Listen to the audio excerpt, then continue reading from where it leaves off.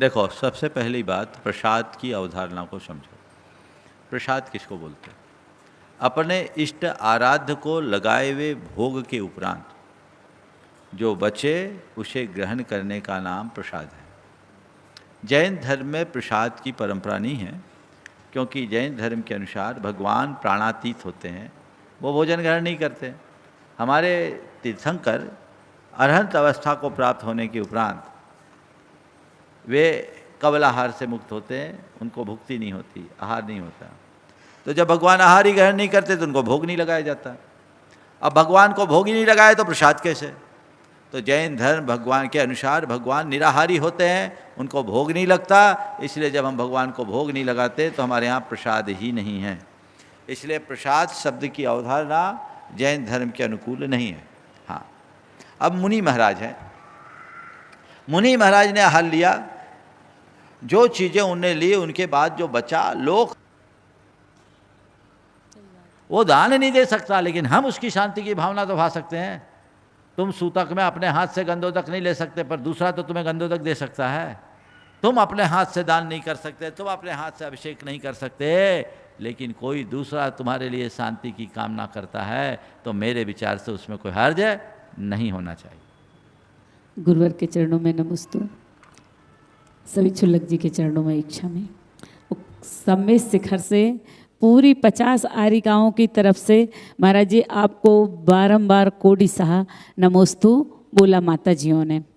महाराज जी, हम जो आहार देते हैं अपने यहाँ पर जैन धर्म में प्रसादी का कोई महत्व है, या जो हम लोग भोजनशाला आदि चलाते हैं तो उसमें उनको अगर हम बोलते हैं कि भोजन को प्रसादी मान के करो, स्वाद नहीं लो, तो इसमें कोई पाप प्रबंध का कारण होता है, या उसमें जो लोग मतलब स्वाद लेने वाले कुछ बोलने लगते हैं तो उसमें क्या प्रभाव पड़ता है? देखो, सबसे पहली बात प्रसाद की अवधारणा को समझो।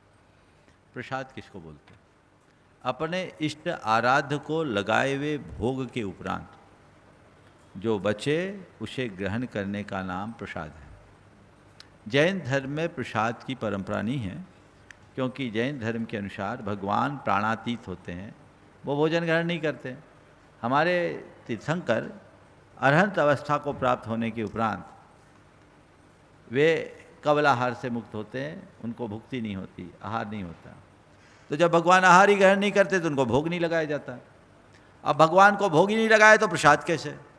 तो जैन धर्म भगवान के अनुसार भगवान निराहारी होते हैं, उनको भोग नहीं लगता, इसलिए जब हम भगवान को भोग नहीं लगाते तो हमारे यहाँ प्रसाद ही नहीं है। इसलिए प्रसाद शब्द की अवधारणा जैन धर्म के अनुकूल नहीं है। हाँ, अब मुनि महाराज हैं। मुनि महाराज ने आहार लिया, जो चीज़ें उनने ली उनके बाद जो बचा लोक व्यवहार की दृष्टि से आप उसे प्रसाद मान सकते हैं, क्योंकि उनको आपने कुछ दिया है जो बचा। और चूँकि आप मुनि महाराज को श्रद्धा से पूछते हैं इसलिए ऐसा कर सकते हैं, लेकिन जैसा मैंने पहले कहा मूल अवधारणा में प्रसाद शब्द जैन धर्म में नहीं है। अब लोक व्यवहार के अनुसार लोक में जैसा माना जाए उसमें करे, उसके विषय में मैं कुछ नहीं कहना चाहूँगा। भोजनशाला आदि में आपने जो कहा इसे प्रसाद मान करके ग्रहण करे, एक भावनात्मक अनुशासन बनाने के लिए कहना अलग बात है, लेकिन उसे हमें प्रसाद निरूपित नहीं करना चाहिए। प्रसाद तो किसी को भोग लगा करके दिया, ये उचित नहीं है। भोजनशालाओं में लोग अगर जाए तो उन्हें ये देखना चाहिए कि हम यहाँ के अनुशासन का पालन करके भोजन करें, और जहाँ सामूहिक हो, बहुत सारे लोग हों, वहाँ भी इनका ध्यान रखें। अपनी परिणति ऐसी होनी चाहिए कि किसी को रोकने टोकने का अवसर ही ना आए।